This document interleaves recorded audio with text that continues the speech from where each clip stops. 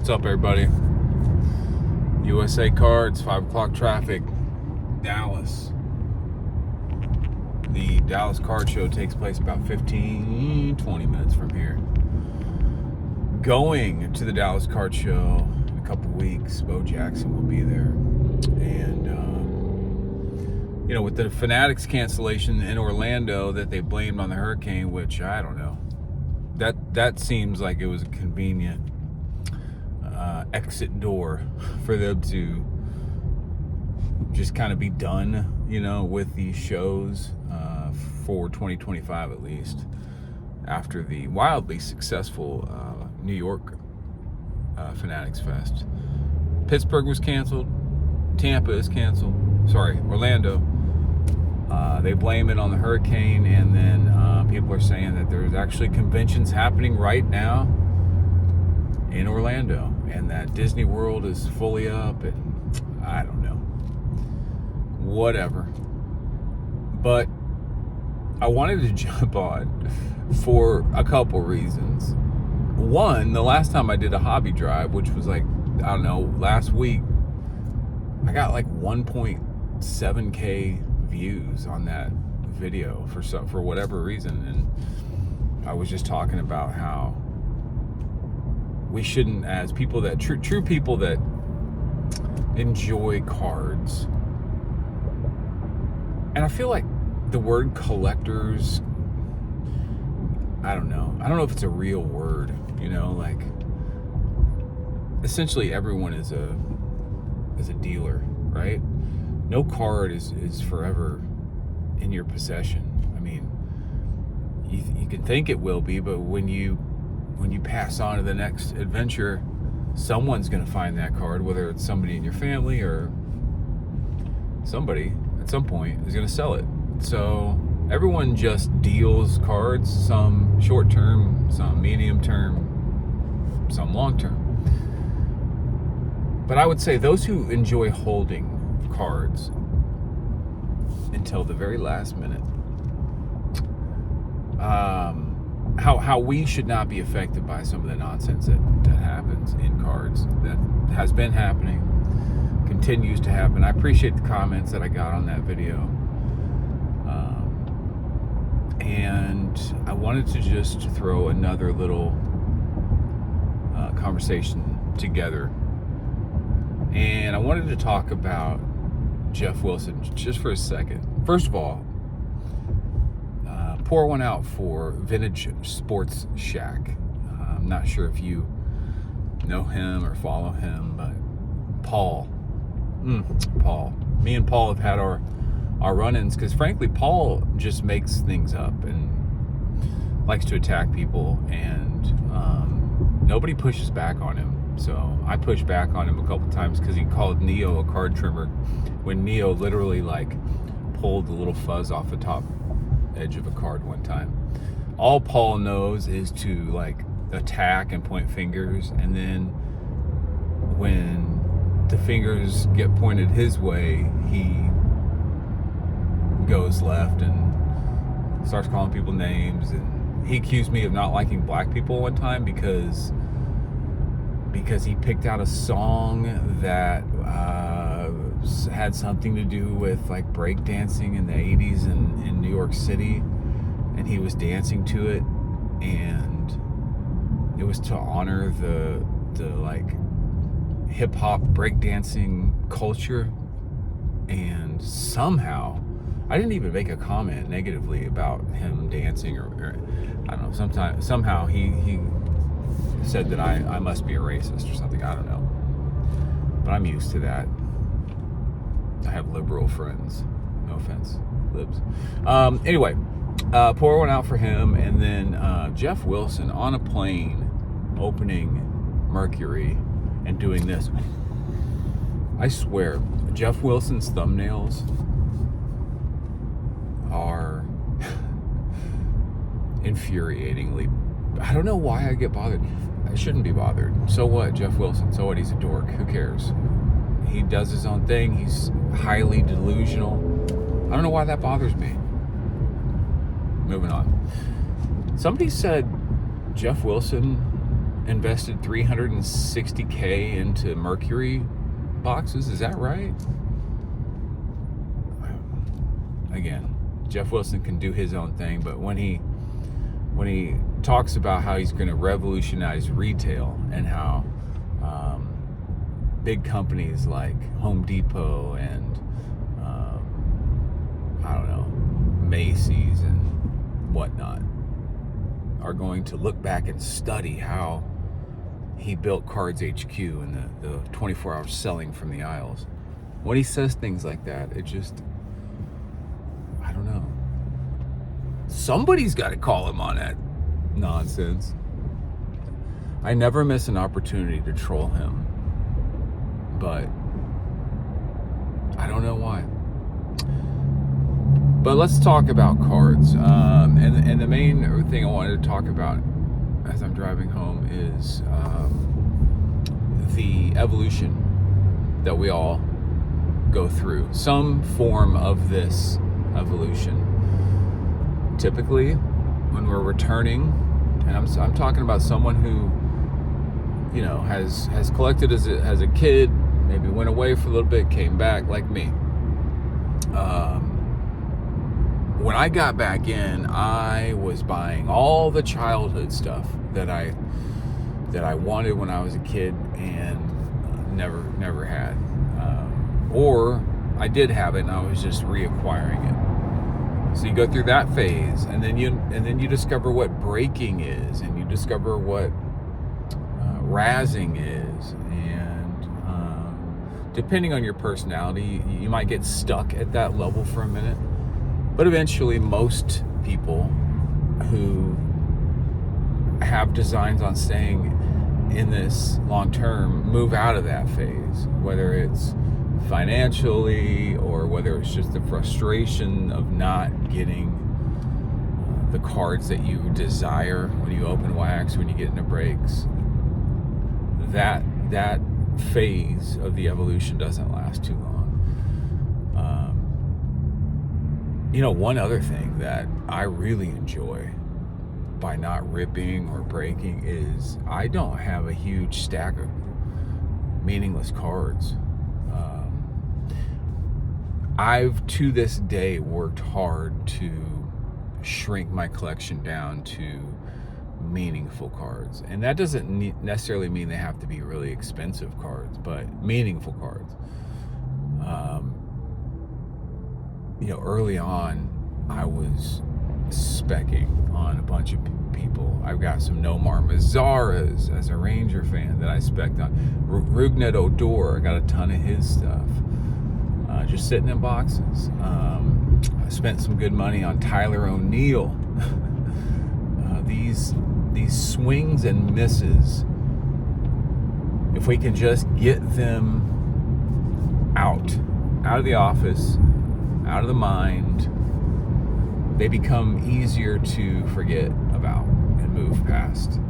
So sometimes it's not about what you're getting for a card in terms of when you're selling. It's just about getting past that mistake, that reminder daily of those stale cards. Just move them on.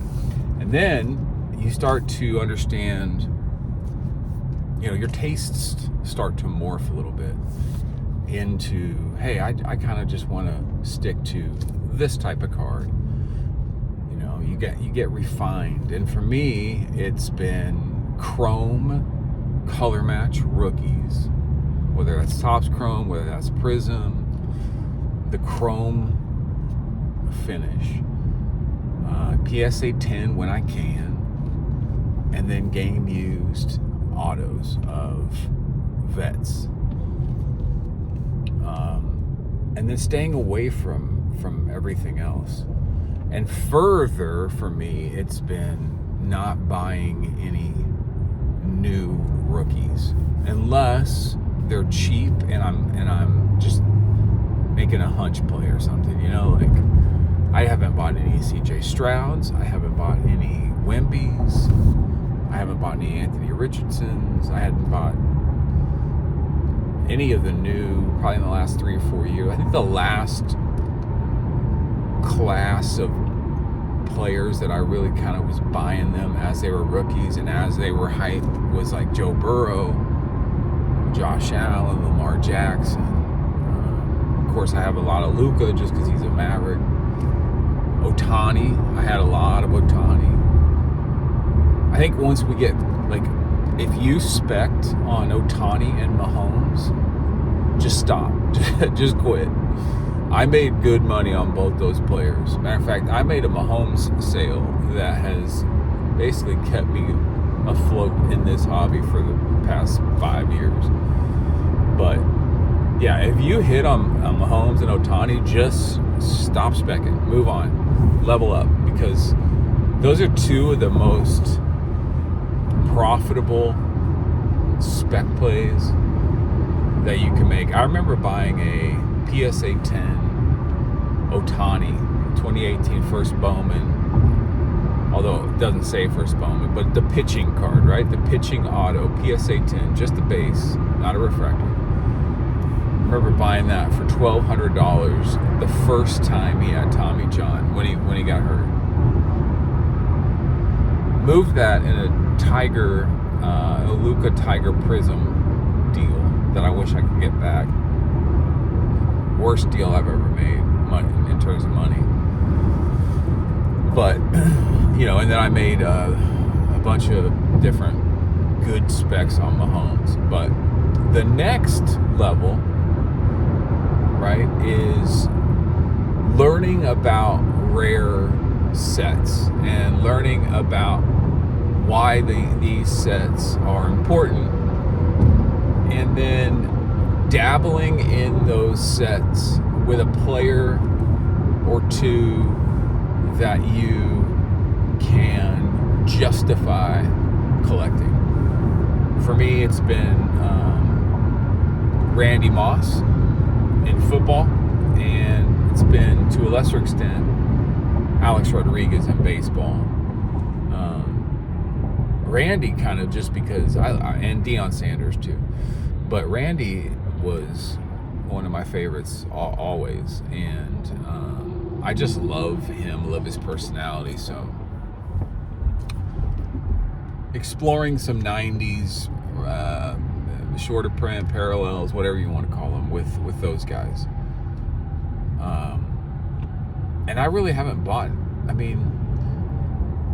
I picked up a Beltray Dynasty MLB logo man recently, but aside from that, I've just kind of been keeping the powder dry, more or less.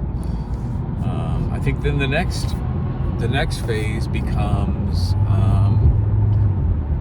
shrinking down your collection, selling a lot of your cards, and maybe even putting some of that money back into life, understanding that you can't just keep buying cards all the time.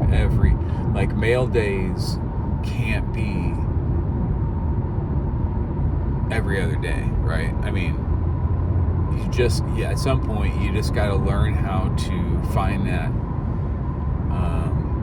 dopamine hit without spending a bunch of money. For me, this channel is one way to do that. Watching other people enjoy their cards on YouTube is another way. But then eventually you decide to really shift gears down into some of the lower price points and making rules for yourself so that you're not out there just buying anything and everything. But I'll tell you something I've discovered, really, truly. A mail day for a $25 card, if there's a story to tell, and if you had to do a little hunting to get it, is just as satisfying, truly, as a mail day for a $2,500 card. And another thing I've learned is that a big sale, if you're making a big sale, it's oftentimes just as exciting as a big purchase. So I don't know at the end of this journey if it's going back to vintage, and collecting guys that, exploring that into the hobby that, like, a lot of people are already there. A lot of people love vintage. And, I don't know, it's like this club they belong to that, like, people that boo-hoo shiny stuff. And I never understood that. Guys my age or younger boo-hooing shiny stuff. It's like, are you just collecting vintage because it's a cool club to belong to, and so you're going after all these, like, weird, guys that I've never heard of, and you're excited to get them because it just kind of moves you along in the club? Or do you just get to a point where you're like, you know what, I'll buy me a Jackie, I'll buy me a Roberto Clemente and see, hold it and see what this feels like? I've often wondered if that's where I'll end up at the end of all this, is moving all this modern, maybe not ultra modern stuff that I have, because I'm trying to go backwards in time, but moving the modern into more higher end, iconic Mickey Mantles, or Reggie Jacksons, or somebody like that. Who knows? I don't know. I'm not there yet. I'm not at the end, so I have so much more to explore. But I'll leave you with this thought too. A lot of people talk about the money they lose in cards, right? They buy a card and they look at the price a year or two down the road, and it's gone down by 30%, right? But as long as you're not selling that card and pulling that money and putting it into life, you really, it's a wash. As long as you're just moving around in cards, typically everything's going to move together. I mean, you're definitely going to have players that spike and players that bust, but typically, if you're losing 30% on a Luka Doncic, 2018 Prism Silver, then the Brunson probably are also, the Brunson probably also lost 30% from that set. The Anthony Edwards probably also, similarly lost some money. And so as long as you're not yanking that money out of cards, it's all a wash. So you sell the Luka and you go buy something else that's also 30% cheaper than the Luka was. So what's your evolution like? Where are you at in this thing? Have you learned that opening high-end wax is not sustainable? Have you learned that razzing is not sustainable? Have you learned that breaking will leave you with a pile of unwanted base cards? Have you learned that 33% of the fun in this thing is targeting cards? 33% is acquiring the cards, and 33%, and this is the hard part, is squeezing the juice out of those cards so that you don't just keep a revolving door of mail days coming through. And one way to enjoy the cards that you buy is to sell them. So I don't know, what's your thoughts? I appreciate it. We'll talk to you soon. And like I said, RIP Vintage Sports Shack. See you on the next one, guys. Bye.